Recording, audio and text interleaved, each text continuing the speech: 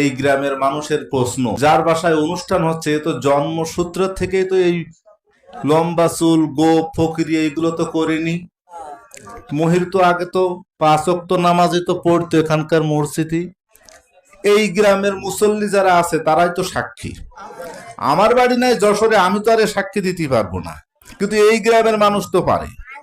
তো এই মানুষের প্রশ্ন হচ্ছে যে মহির যখন এই জায়গাটায় আসলো, আমাদের কি আসার প্রয়োজন আছে কিনা। যদি আমাদের আসার প্রয়োজন হয় তাহলে আমরাও নাই মহির দলেই যাব। তো মহির, তুমি একটু বুঝিয়ে বলো তো তুমি কেন এই দলে আসলে। তো মহির বলছে, আমি তো তোমাদের সাথে 5 ওয়াক্ত নামাজ পড়তে যেতাম।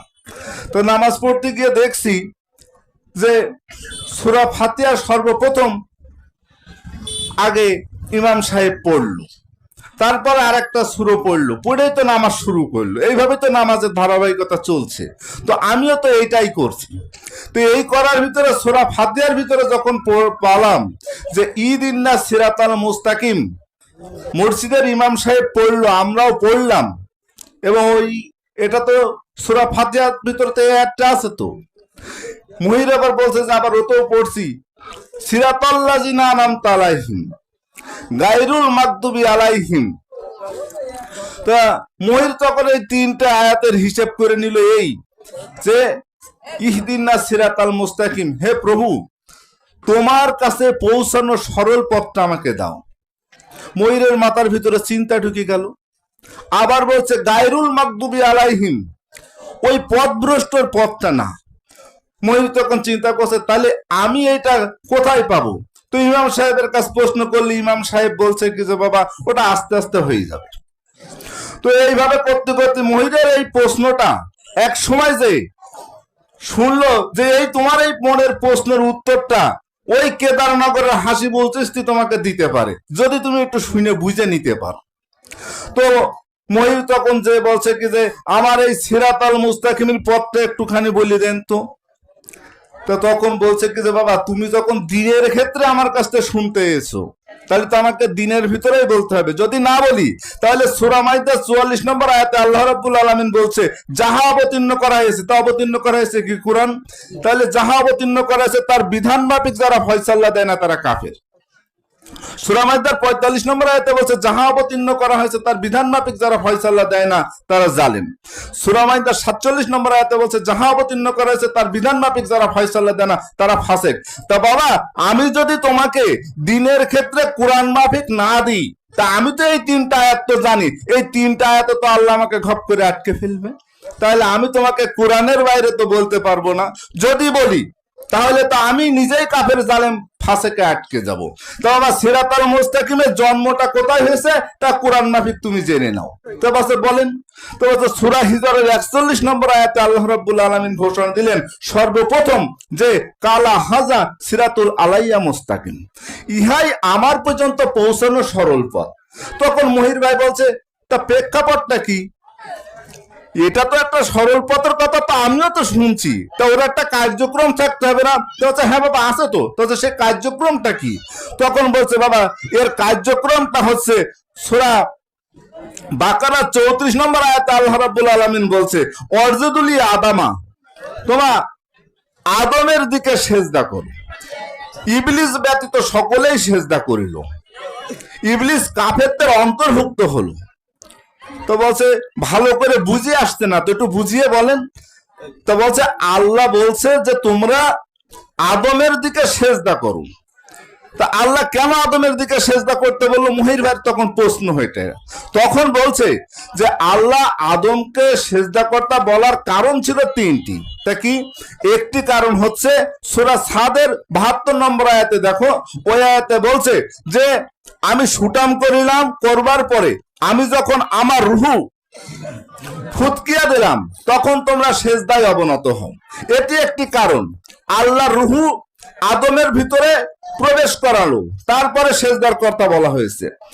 এরপরে সূরা ইনফিতারের 7 নম্বর আয়াতে বলছে যে যখন আমি সুটাম করিব ও সুসমজস্য করব, তখন মহির ভাই ফুক করে বলছে সুসমজস্য কোন দিক থেকে করবে? আল্লাহ তো কোন বললে তো পার হয়ে যায়, তাহলে আদমে কি বললে? তো বলছে না বাবা, তা কোথায়? বলছে সূরা ইনফিতারে 8 নম্বর আয়াতে বলছে ফি আইয়ু সূরাত মাশা রাকা বাকা। এখানে সূরাত মানে চেহারা, আল্লাহ রাব্বুল আলামিন তার চেহারাগত দিক থেকে আদমকে তৈরি করলেন, তাহলে আল্লাহর চেহারাটা আদমকে আমানত স্বরূপ দিলেন। তারপরে বলছে, তারপরে দেখো সূরা বাকারা 30 নম্বর আয়াতে বলছে আল্লাহ রাব্বুল আলামিন যে পৃথিবীতে আমি আমার প্রতিনিধি প্রেরণ করব।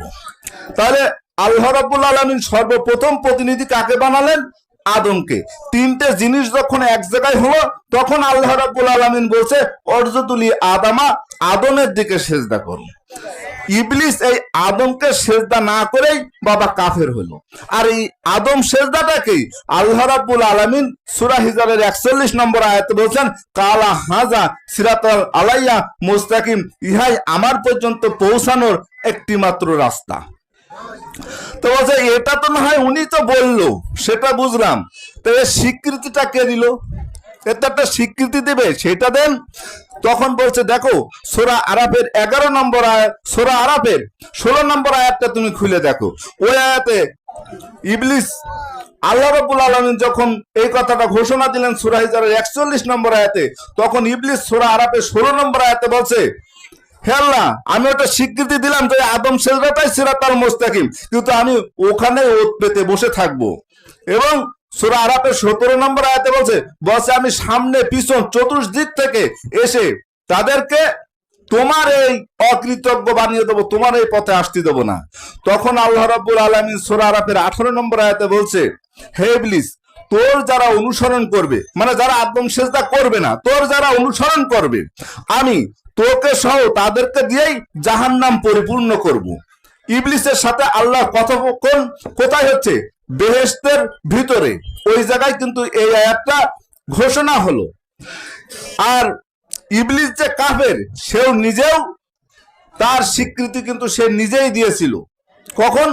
যখনই বলল যে হ্যাঁ আমি অধিকাংশকে অকৃতজ্ঞ বানিয়ে দেব।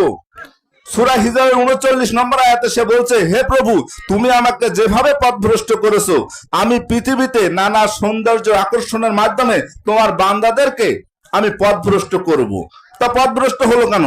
আদমকে সেজদা না করে। আরে পৃথিবীতে নানা সৌন্দর্যের আকর্ষণে বান্দাদের পথভ্রষ্ট কি করবে? আদম সেজদা করতে দেবে না। মহির তখন বলছে যে তাই তো, এটা তো ঠিক, তাহলে ওটা তো না হয় বেহেশতের ভিতরে ছিল, তাহলে বর্তমান সময় আমি কিভাবে এই পথটা পেতে পারি, সিরাতাল মুস্তাকিমের পথ? তখন বলছে যে বাবা আল্লাহ রাব্বুল আলামিন প্রতিনিধি পাঠিয়েছেন, আর এই প্রতিনিধিকে আল্লাহ রাব্বুল আলামিন রসুল বলছেন। তো বলছে আমি তো শুনেছি মুহাম্মদ সাল্লাল্লাহু আলাইহি সাল্লাম 1400 বছর আগেই তিনি রসুল শেষ, পৃথিবীতে তো আর কোনো রসুল নাই। আমাদের মসজিদের ইমাম সাহেব সবাই তো এই কথাই বলে, আপনি একটু বলেন। তো বলছে বাবা আমি কোরআনের বাইরে বলতে পারবো না, তুমি সূরা আল ইমরানের 164 নম্বর আয়াতটা খুলে দেখো। ওই আয়াতে আল্লাহ রাব্বুল আলামিন বলছে যে আমি মুমিনদের প্রতি অনুগ্রহ করিয়াছি এবং তাহাদের মধ্যে হইতে আমি রসুল উজ্জীবিত করি, যে আমার আয়াত সমূহ তোমাদের কাছে তেলাওয়াত করে, তোমাদেরকে পবিত্র করে, তোমাদের কিতাব ও হিকমত শিক্ষা দেয়, কারণ ইতিপূর্বে তোমরা ছিলে স্পষ্ট পথভ্রষ্ট। তখন মহির ভাই বলছে তাহলে আপনি কে?